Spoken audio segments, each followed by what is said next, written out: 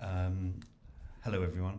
And I say everyone, we're actually experimental today. We're running across a couple of channels, so I'm having questions fed to me by my amazing studio team, and we're going to be looking at really anything we want to talk about around AI, around generative AI, and integrating that into businesses or into our personal work. I thought I'd start with I made a promise. There's no slides. This is the whole point of the format. Is we're cutting out the bit where I reckon stuff and just get into the Q&A, because the Q&A and answering questions is very often the most interesting bit of these sessions of the webinars we've been doing. In fact, a quick productivity or AI hack for you to try up front. If you're using Otter, the meeting recording software, or any other AI transcript software with your meetings, lots of people do at the moment. If not, do try out Otter. I think it's a really good one to start with. But Otter's got something in it called Otter Chat, and that's essentially a chatbot which looks back over all of your meeting transcripts. Now, the obvious use for Otter is replacing your meeting notes and action items, and it's really quick and brilliant for that. But Otter Chat gives us a little insight into just how useful AI can be if you start mucking around and trying to think of different ways to use it. So what we did over the last couple of days was ask it for a list of all of the questions that have been asked in webinars and in one-to-one AI power hours, which are kind of coaching sessions we run with clients, and in meetings where we were talking about products. And we got about 50 questions out, and we grouped them and looked at them, and we picked out the most interesting ones, and then we asked it for the answers, and it gave us a long list for each question of the different types of answers that we'd given to that. And it was amazing. It was like much better than a set of notes about a meeting. It was a set of notes about a bunch of meetings. So anyway, that's a bit of background on that. I'm just going to note a couple of things that are going on at the moment in artificial intelligence and generative artificial intelligence and work that I think are really fascinating, and maybe will provoke a few questions to get us started. So if I look off to my right, it's because I'm asking for a question or just requiring validation that I'm not just saying nonsense, not just nonsense. But yes, the first thing is that I wanted to mention was that really fascinatingly, a couple of days ago, the Chief Financial Officer of OpenAI gave us some data about how many people are signing up for premium versions of ChatGPT. And the reason that that's interesting is that it kind of gives us, ChatGPT is by far the dominant generative AI player in the market. I don't have the exact figures to hand, but it gives us a good sense of what's actually going on with AI out there. And one of the things that they said was that we could send the link round afterwards. More than 75% of AI of revenue at OpenAI is coming from paying consumers. So 25% is coming from enterprise licenses, Teams licenses, and the rest is actually coming from individuals, from paying consumers. And I think that's a really interesting number, especially when they went on to say that they had around 1 million people paying for the license from enterprise customers, which gives us 3 million consumers maybe paying for it, and that 4 to 6% of people who use the free version would go on to sign up and pay for premium ChatGPT. Things that are interesting about that are, if you pay for, and I really urge you to pay for a premium version of ChatGPT or Claude or Gemini, you're getting a very different experience. You're getting more access to better models. If you're using the free version, you can only go so far, and then you'll hit a limit on the premium ones. You can use it all day in all sorts of tasks. But as well, there are features in it that aren't available on the free version. for instance, like creating GPTs or custom chatbots, which is incredibly useful as you're learning and becoming more advanced in your AI literacy. And the other thing that it said to me was like, well, that's actually quite a small number of paying users. Obviously, that's a huge number of people using the service regularly, but I wonder what their total addressable market is. So total addressable market, as we all know, is that really annoying question that comes up in business plans or pitches or things. It's like, how many people could you actually sell this service to? So I asked ChatGPT to tell me what its addressable market was, and I used the ChatGPT 01 preview, and the ChatGPT 01 preview is a reasoning engine, so it's very good at going through the logic of a question and working it out. So it calculated that there is a global workforce, according to the International Labour Organization, of 3.3 billion people in the world. Service sector is about 70% of that, and it went through doing a few sums and got to the estimated adoption rate of AI tools being around 20% over time, and therefore the total addressable market for individual licenses of ChatGPT would be 200 million users globally. Now, you can argue with the calculations, that's interesting, but if we've got 1 million business users and there are 200 million potential users, it means if you're paying for ChatGPT or if you're using it, you're still in a very, very small minority of people who are experiencing the full capabilities of it. So I think that's fascinating in itself. A couple of other things out there. I think one of the main questions we get is around adoption and why aren't more people adopting it. Maybe I'll get to that in a bit, but my business partner Jason Ryan sent me a wonderful article by Julia Wynn of she works at Shopify. She's the AI and ads product lead at Shopify, and she writes a really good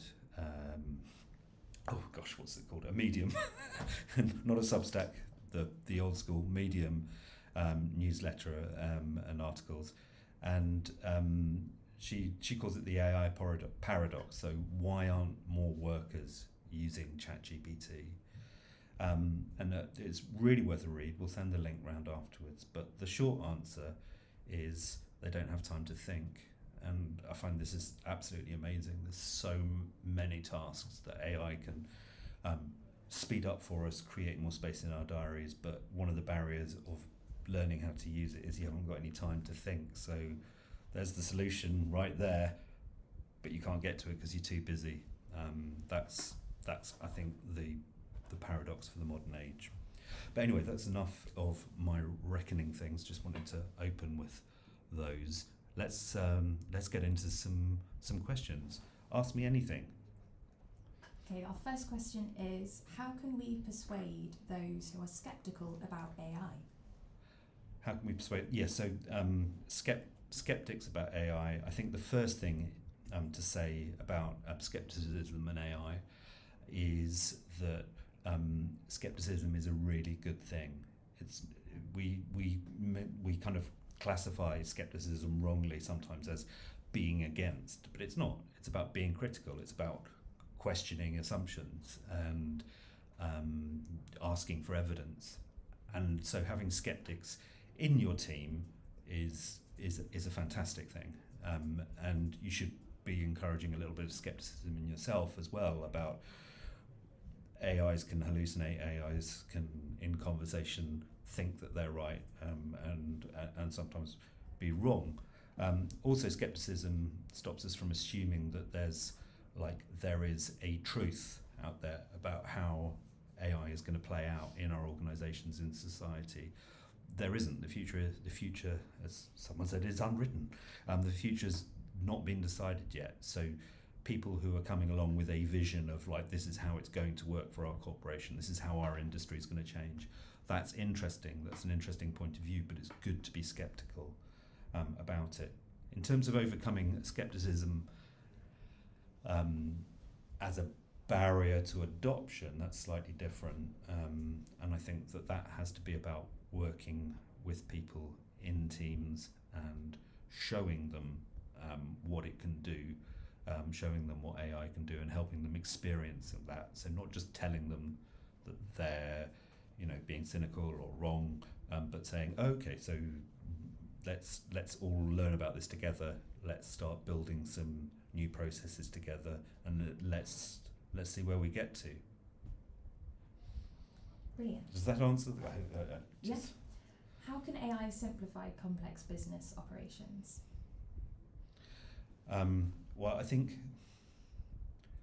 business operations complexity is that's the curse of the modern age, is that we have created lots and lots of technologies that create data and that organize little tasks or do things, and what they actually produce, rather than saving us loads of time, is a lot of complexity. So just the idea of who should attend a meeting suddenly becomes a complex issue.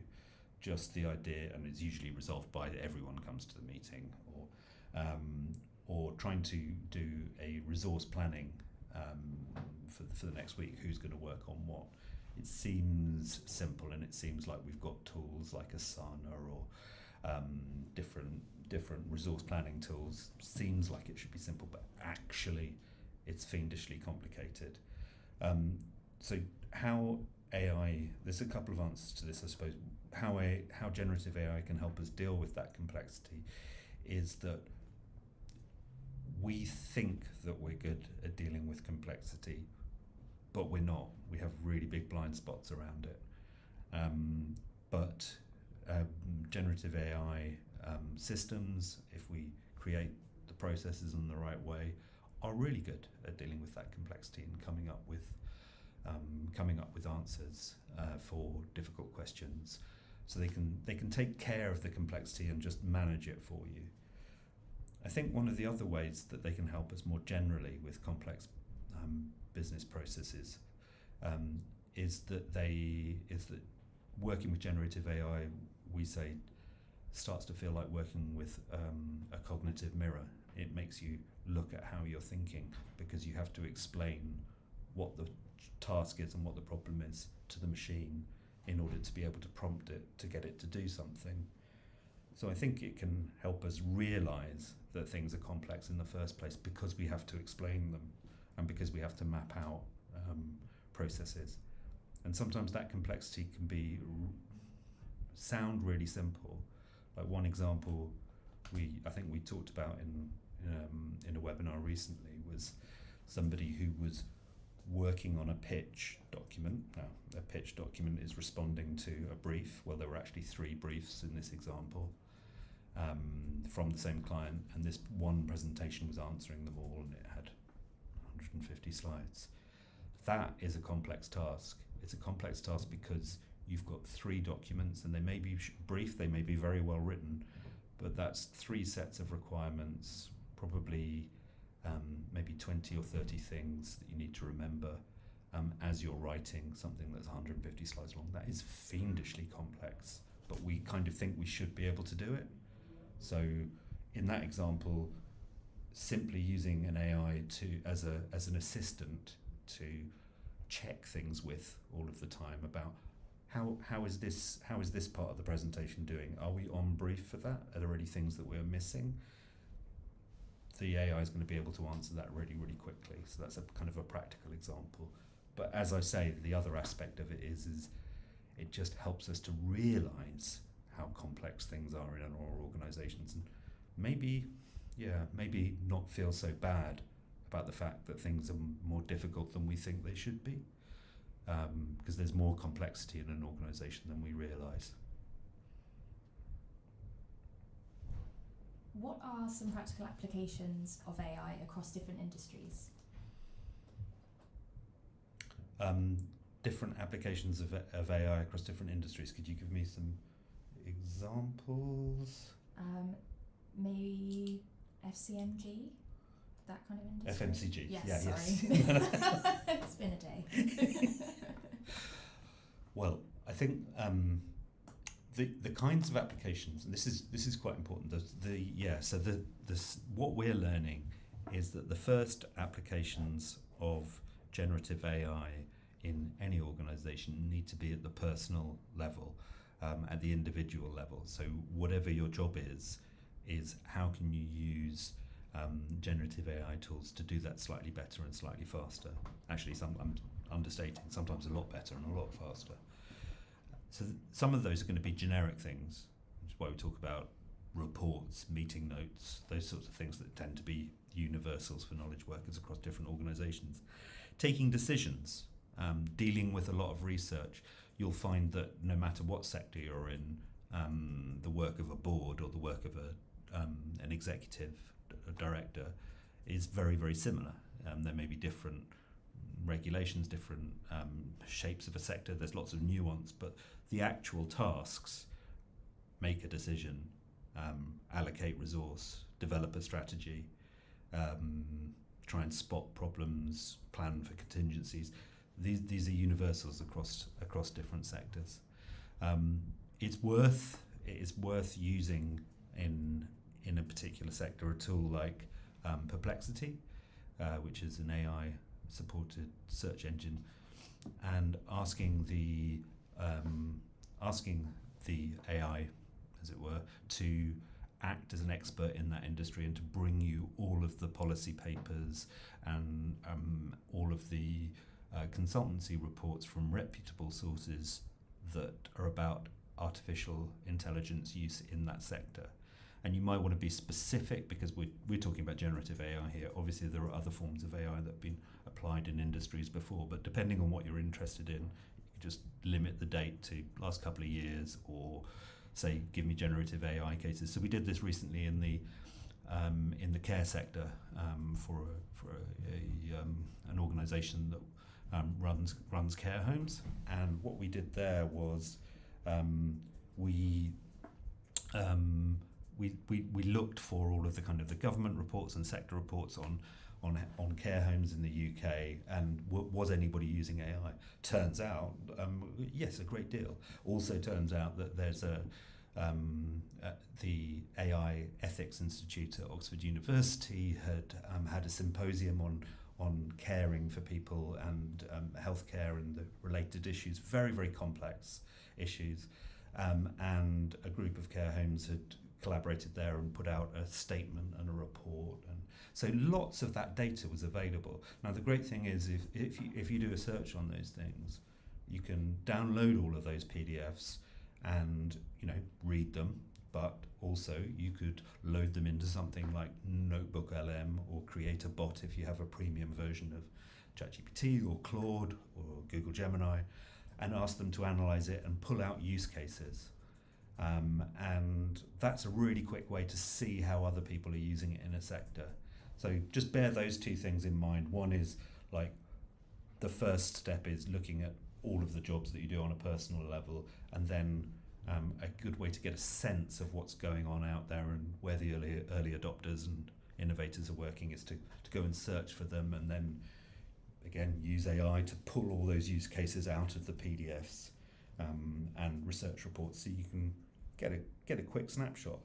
It's great. And if you do it in Notebook LM, by the way, which is free and on Google at the moment, and obviously you're using publicly sourced materials, so you don't really have any confidentiality issues, then you can put it in there and it will create a podcast for you as well, and you can listen to that and it will give you a rundown, albeit with American presenters, of what the top issues are in that sector and what people are doing about it. It's that's a good way to find use cases across different sectors. Thank you. How can AI tools help alleviate anxiety related to information management? That's a very interesting and very complex question. So there's a number of ways. So reduce anxiety around information management. This is something we've dealt with recently. So one of the jobs that you have in a consultancy or in an agency like ours is client management. So you have, as you may or may not, depending on which sector you're in, you have people whose job it is to represent the client within the company, and represent the company within the client's organisation. And again, talking about hidden complexity, that sounds like, well, that's lovely. The relationships, going out for drinks, chats, making sure meetings are happening, that sounds like a great job. It is, but it's a highly skilled job, and it's also one that comes with a huge amount of complexity.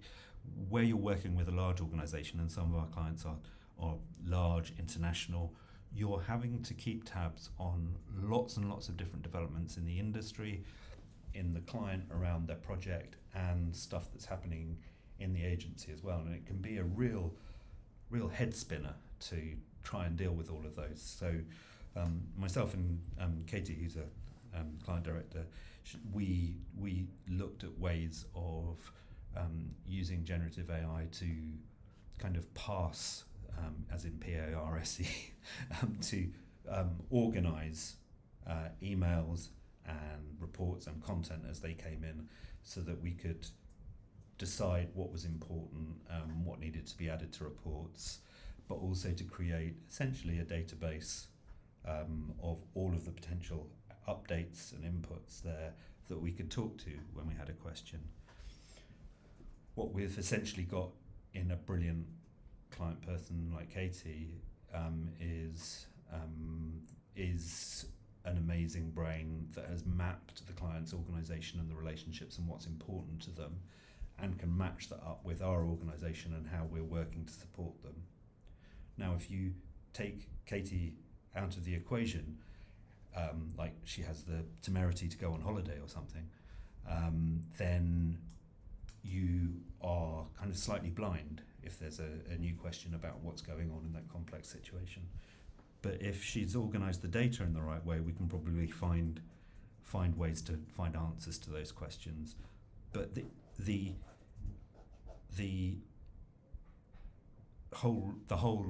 real answer about anxiety there is that it can give you a sense of security that even though you can't remember everything in a moment, you do have all of the data about something, and you do have a way to get to it quickly. Not just folders and folders and folders of files, which you're never going to remember exactly where you've put a bit of data, but you can ask questions through a chatbot and kind of get the shape of an answer or the headlines to get you started. So that can be very useful in reducing anxiety about information overload. But I think AI, again, perhaps the cognitive mirror aspect of it, and just reflecting on how we think and what our strengths and weaknesses are, can help us to be more realistic about being able to manage information and treat it as a data problem rather than a human learning problem. You know, it's not you should remember everything, you should be on top of all this. It's no, that's a lot of data. How are we gonna manage all of that information? Sorry, there's just one more point that I'd add to that as well. When I'm talking about data as well, I'm not talking about it just in the sense of how we've been used to think about data, stuff in databases. You know, if you're in marketing, then lots of metrics, outputs from different advertising. Talking about data is like everything becomes data at this point. So all of your meetings become data because you can have transcripts of them. All of your emails can be data if you're logging them through a CRM and stuff. And all that the AI does is, along with, you know, sometimes some complex stuff like creating good maps of meaning across that data, or ontologies as they're called, that you can be confident that you can get an answer that you need in a moment from a large, messy, sometimes bunch of data. Thank you. And our final question, what does AI literacy mean, and how is it different from simply learning software? So we talk about AI literacy a lot. We've just released a paper on AI literacy, and it is much more about how you think and act and work with a complex system, rather than there is a right way and a wrong way to do things. So developing a skill. I suppose there's skill involved in it, but AI literacy is about being able to understand how AI systems work and to be able to understand that through experience of having worked with them. It's also kind of about having a critical thinking, so you can understand what they can't do when maybe they're going to stumble or trip you up. So literacy is much more like learning a language, we like to say, rather than learning how to use a specific piece of software. I think the other thing that makes AI literacy really important at the moment is that there are no set ways yet of using generative AI, and that generative AI isn't an app. It's an incredibly complex system that we somehow have a simple way of interacting with through chat. So you need to be able to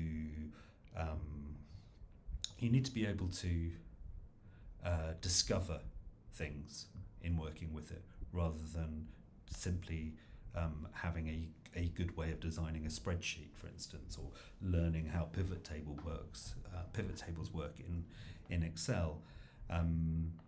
Literacy can be much more about a sense of like, oh, there are several ways that we could do this, and let's try this out, and let's try that out. So it's much more like having a sense of dealing with a complex thing that you're never going to completely understand, but that through experience you can kind of gain a sense of comfort in working with it. And that's all. Well, thank you very much. That was a fascinating experiment. Maybe let us know any feedback you have, and we will change up the format next time. Maybe we'll have live demos, live building of things. Maybe we'll have actual people's voices. Who knows? But thank you, and I hope you come again.